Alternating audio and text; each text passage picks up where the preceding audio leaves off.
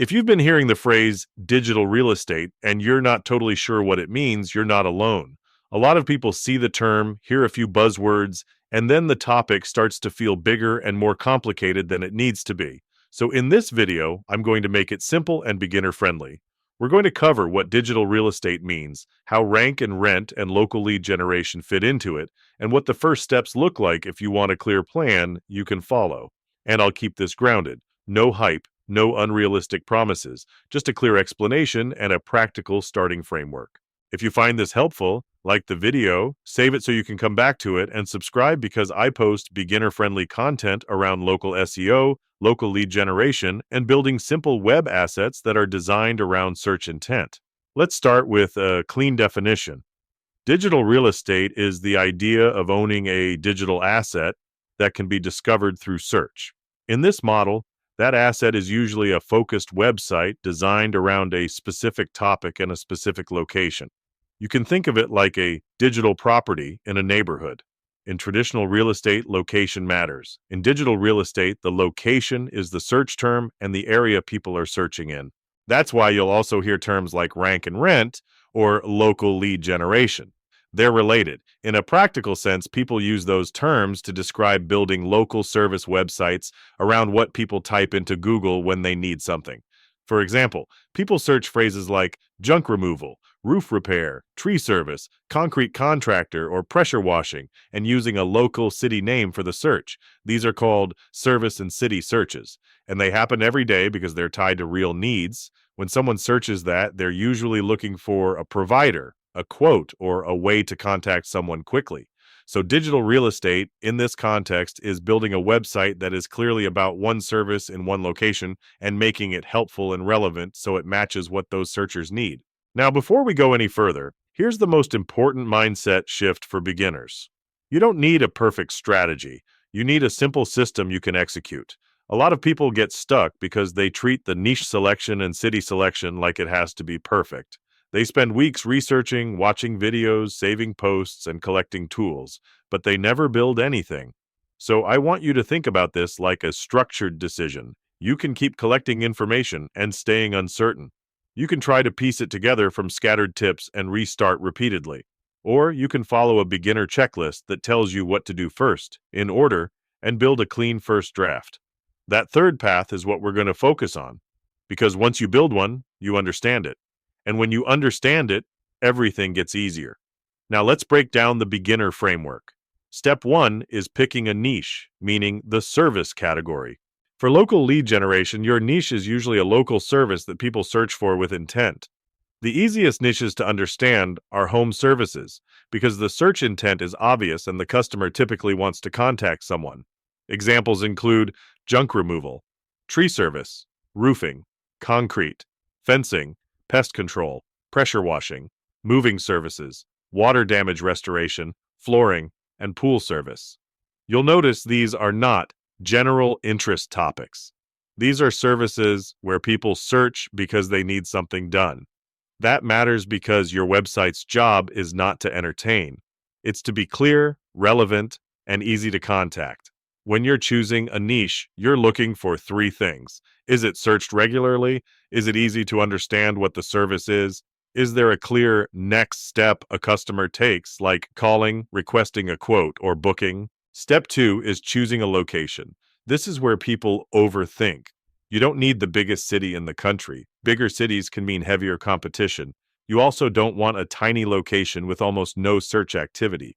A practical approach is to choose a mid-sized city or a suburban area with enough demand and enough service providers. The goal is to start somewhere realistic, build the first draft, and learn the process. And this is key. You can always refine your selection later, but you can't refine something you never build.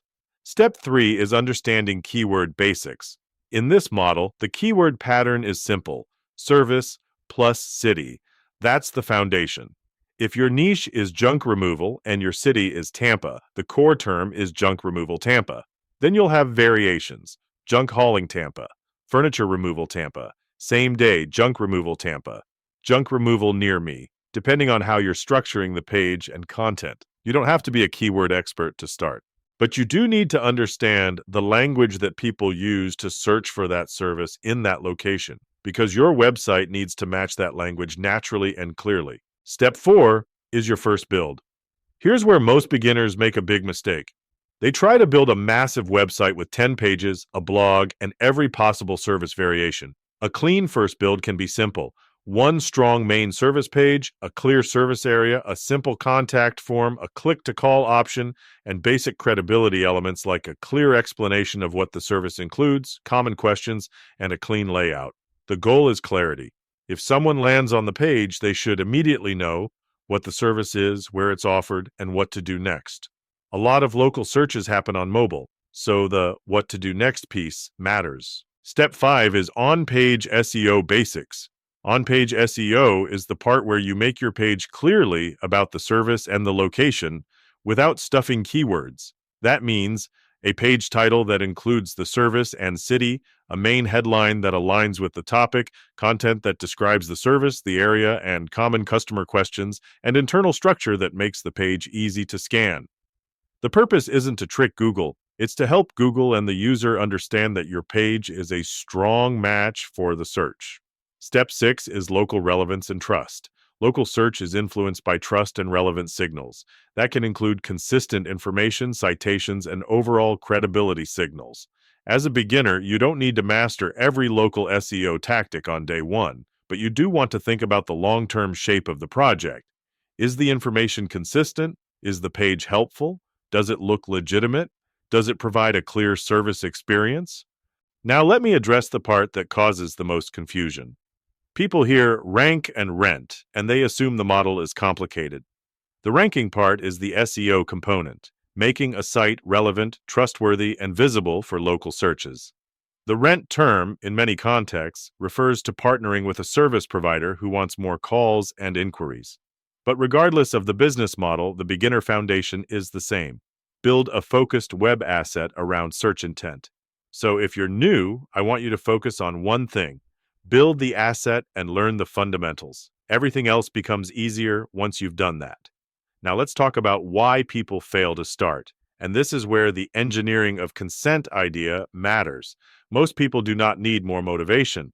They need less uncertainty. Uncertainty is what creates procrastination. When you don't know the first step, you delay. When you don't know what good looks like, you restart. When the information is scattered, you keep researching. So the best way to help yourself take action is to reduce uncertainty with structure. That's why I made a starter kit. It's not about advanced tactics.